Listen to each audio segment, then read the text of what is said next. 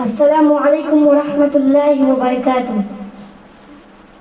نحمده ونصلي على رسوله الکریم اما بعد. ہر رنگ ہے پیغام، ہر دھاگا کہانی ہے. ہر رنگ ہے پیغام، ہر دھاگا کہانی ہے. ترنگا ہماری آن بان اور نشانی ہے.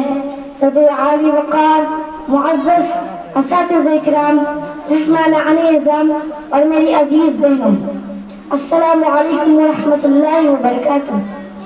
آج مجھے جس موضوع پر لب کشائی کا موقع ملا ہے وہ ہے ترنگا، ہماری شان، ہماری پہچان.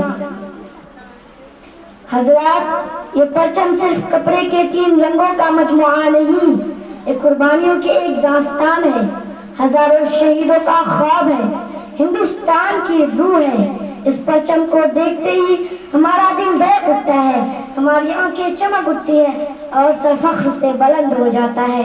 سبز، سفید اور زعفرانی رنگوں میں چھپی ہے ہماری تاریخ، ہماری تہذیب اور ہمارے نظریات. زعفرانی رنگ میں قربانی، بہادری اور جوش و خروش کی یاد دلاتا ہے. سفید رنگ امن، سچائی اور خلوص کی پہچان ہے.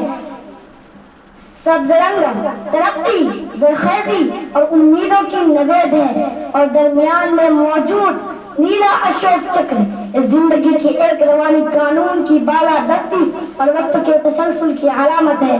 کیا آپ جانتے ہیں جب بھگت سنگھ نے کہا تھا سرفروشی کی تمنا اب ہمارے دل میں ہے، تو ان کے ہاتھوں میں کوئی ہتھیار نہیں تھا بلکہ ایک خواب تھا، ایک پرچم تھا جس کی عظمت کے لیے وہ ہنستے ہنستے پھانسی چڑھ گئے.